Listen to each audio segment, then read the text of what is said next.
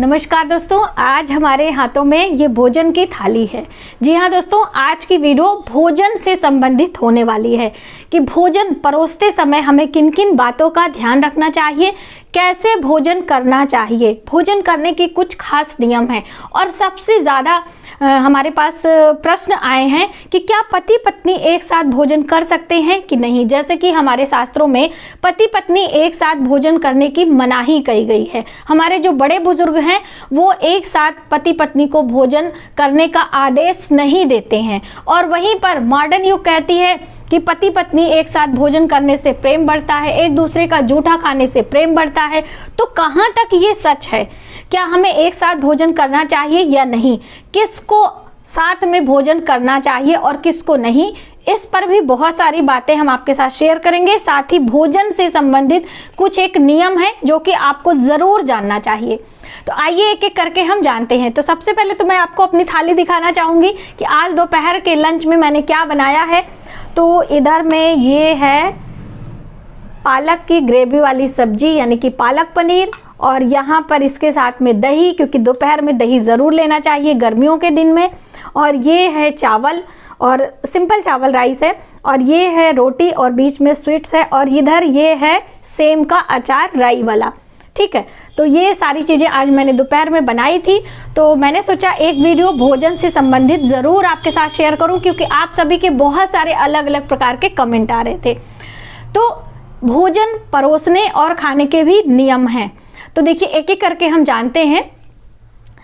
दोस्तों, कभी भी किसी को भी आप भोजन परोस रहे हैं, चाहे अपने बच्चों को, चाहे अपने माता पिता को, या फिर किसी गेस्ट को, तो भोजन जब तक वो व्यक्ति बैठ ना जाए पहले भोजन लेकर नहीं रखना चाहिए। जब व्यक्ति आ जाए पहले आपको पानी का ग्लास रखना चाहिए, उसके बाद भोजन देना चाहिए। पहला नियम है, कहते हैं कि दुश्मन के लिए पहले से भोजन परोस कर रखा जाता है। ठीक है, तो ये कार्य आप ना करें। आप दोनों के रिश्तों में मधुरता नहीं रहेगी, यानी कि खटास पैदा होगी। वैसे भी आजकल रिश्तों में बहुत ज़्यादा कुछ रह नहीं गया है। हमें अपने रिश्तों को बहुत ज़्यादा सहेज कर रखना है, बचा कर रखना है। तो इसलिए ये नियम आपको ज़रूर जानने हैं।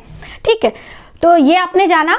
दूसरा, भोजन में यदि पैर लग जाता है, देखिए अभी तो लोग टेबल पे खाते हैं, डाइनिंग टेबल पर खाते हैं, हाथों में लेकर खाते हैं। ये सारी चीज़ें पहले, ये जो नियम हैं वो आज से हजारों लाखों वर्ष पहले लिखे गए हैं।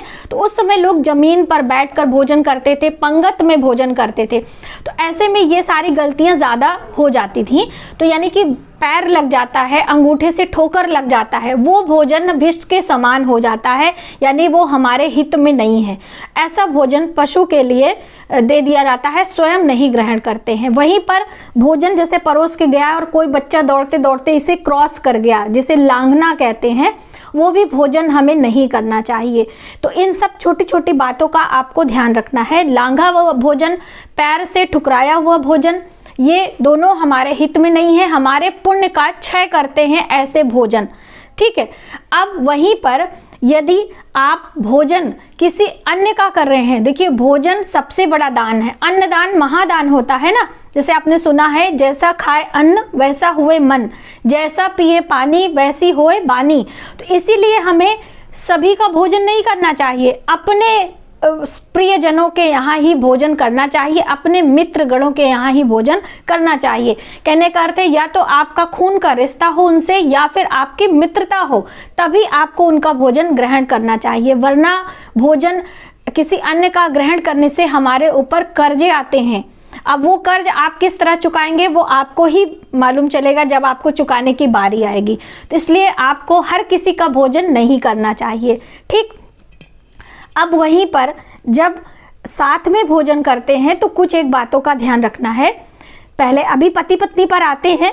पहले पिता और पुत्री यदि एक साथ भोजन करते हैं तो वो ऐसा भोजन दोनों के हित में होता है और सौभाग्य में वृद्धि देने वाला होता है। यदि कोई पिता मेरी ये वीडियो देख रहे हैं तो आपकी यदि कोई पुत्री हो तो आपको अपनी बेटी के साथ में ज़रूर एक निवाला ही ग्रहण करना चाहिए, आपको अपनी बेटी को कराना चाहिए, ज़रूर करना चाहिए। कहते हैं ऐसा करने से दोनों यानी पिता और पुत्री के दोनों के सौभाग्य में वृद्धि होती है। तो आज से ही ये करना आप प्रारंभ कर दें। और वहीं पर यदि आपके 3 बच्चे हैं, 2 बच्चे हैं, तो दोनों को साथ में आपको भोजन करने को देना चाहिए, क्योंकि साथ में भोजन करने से प्रेम बढ़ता है, सम्मान बढ़ता है। तो ये चीज़ें आपको ध्यान में रखना। पहले आपने देखा होगा कि घरों में जो माएँ होती थी उनके कई बच्चे होते थे, अभी तो सब सिंगल सिंगल करते हैं। पहले 2 का था, पहले 4 का, जैसे हम लोग की जनरेशन में 4 थे, हम लोग 4 भाई बहन हैं।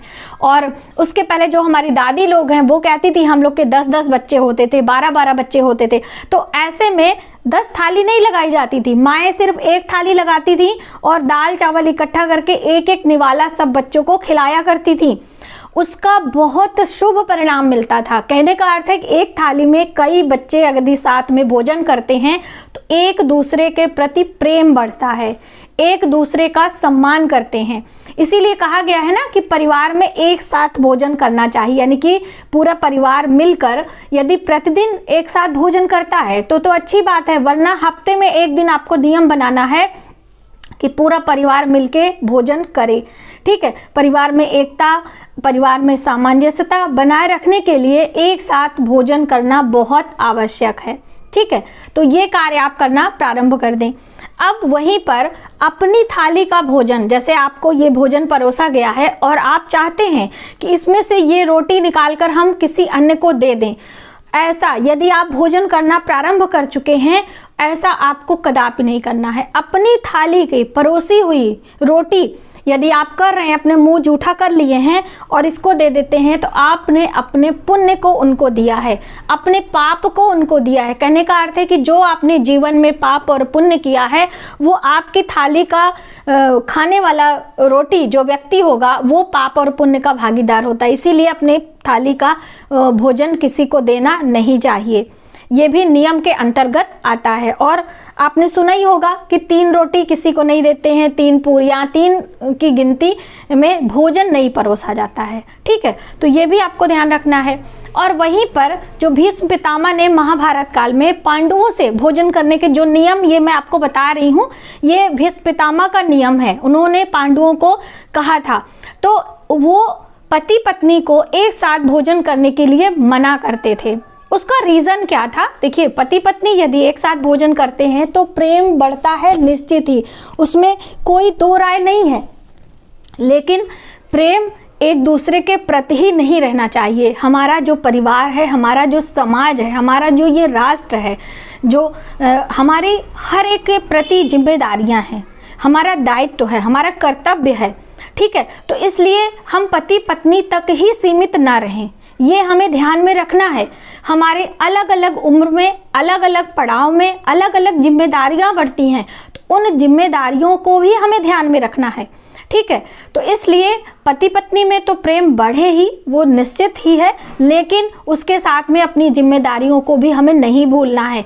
और यदि आप प्रतिदिन लगातार एक ही थाली में भोजन करते हैं तो निश्चित ही आपके पति पत्नी के जीवन में प्रेम बढ़ेगा और एक दूसरे के लिए ही बढ़ेगा। अब दूसरी जिम्मेदारियां फिर आप भूल जाएंगे। तभी देखा गया है कि लोग अपने माता पिता के प्रति सजग नहीं रहते हैं, उनका सम्मान नहीं करते हैं और उनसे दूरी बनती जा रही है। इसीलिए भीष्म पितामह ने परिवार और समाज की एकता बनाए रखने के लिए पति पत्नी को एक साथ भोजन करने के लिए मना किया गया। वहीं पर नियम बनाया गया है कि पति की थाली, यानी कि जब पति खाना खा लेता उसके बाद उसकी थाली में पत्नी को भोजन करना चाहिए। ये नियम बनाया गया है जिससे एक दूसरे की जिम्मेदारियों को समझें और अपने दायित्व को निभाएं। तो आप में से बहुत सारे लोगों का प्रश्न था कि मैम आप इस पर एक वीडियो स्पेशली बनाएं कि भोजन करने के लिए पति पत्नी को क्यों मना किया जाता है। तो उसका कोई ज़्यादा रीज़न नहीं है, यही मेन रीज़न है। पहले की जो फैमिली संयुक्त होती थी, पहले की जिम्मेदारियाँ, अभी तो सभी एकल फैमिली में रहते हैं, बहुत ज़्यादा जिम्मेदारियां वैसे ही नहीं निभाते हैं। यदि आप एक दूसरे में लिप्त रहेंगे तो जिम्मेदारियों को कैसे निभा पाएंगे। तो इसका रीज़न यही था, जहाँ तक मैंने पढ़ा है और जहाँ तक मैंने कथाओं में सुना है। तो ये आप समझें, ऐसा कोई गुनाह नहीं है कि आप अगर खा लिए हैं तो फिर अब उसके लिए आपको पछताना पड़ेगा। अगर आपके पति पत्नी में प्रेम नहीं है तो आप साथ में भोजन करना प्रारंभ कर दें। आपने देखा होगा जो हमारे हिंदू रीति रिवाज हैं उसमें जब से ब्याह होता है, ब्याह की कुछ रस्में हैं जिसमें जूठा खाने की बात कही गई है। एक साथ खाने की बात नहीं है, जूठा खाने की बात, यानी जो दही गुड़ खिलाते हैं, किसी किसी के यहाँ दही पेड़े अभी खिलाते, गुड़ तो खिलाते ही नहीं हैं। तो दही और जो गुड़ और दही पेड़े की बात है वो इसीलिए है कि एक दूसरे का सम्मान करें, एक दूसरे की परिवार की रक्षा करें, जिम्मेदारियां समझें, ठीक है। तो इसीलिए शायद कहा गया होगा कि पत्नियों को अपने पति का जूठा भोजन करना चाहिए। वैसे हम माने तो किसी को किसी का जूठा भोजन नहीं करना चाहिए, अपना अपना भोजन करना चाहिए और भोजन को छोड़कर कभी जाना नहीं चाहिए। कहते हैं कि जो भोजन छोड़कर, जैसे कि अभी हम भोजन कर रहे हैं और करते कोई आ गया, हम दरवाज़ा खोलने चले जाते हैं या हम किसी काम से फ़ोन लेने चले जाते हैं, तो ये भोजन विष के समान हो जाता है, ये हमारे हित में नहीं रहता है। इसलिए कभी भी भोजन की थाली छोड़कर आपको नहीं जाना चाहिए, पूरा भोजन समाप्त करके ही आपको भोजन को प्रणाम करके उठना चाहिए, ठीक है। को पता ही है कि भोजन चबा चबा कर खाने से हमारा शरीर चुस्त दुरुस्त रहता है और हमारी पाचन शक्ति बढ़ती है और जिसके कारण हम लंबे समय तक युवा रहते हैं, हमारे चेहरे पर तेज रहता है। कहने का अर्थ है कि एक बार भोजन जो निवाला आप डालते हैं 32 बार आपको उसे चबाने का प्रयास करना चाहिए, मुंह बंद करके भोजन करना चाहिए, भोजन करते समय आवाज़ नहीं होनी चाहिए। तो इन सब छोटी छोटी बातों का ध्यान रखते हुए यदि आप भोजन करते हैं तो निश्चित ही आपके घर में समृद्धि आती है और आपके घर में एकता और सामंजस्यता बैठती है। तो आज से आप इन नियमों का कौन कौन सा पालन करते हैं और कौन करना चाहिए, आप मुझे कमेंट बॉक्स में ज़रूर लिखिएगा। आज की वीडियो आपको कैसी लगी प्लीज़ हमें कमेंट करके ज़रूर बताइएगा। अब मैं भोजन करने जा रही हूँ, वीडियो बन चुकी है इसलिए मैंने भोजन को रखा नहीं है।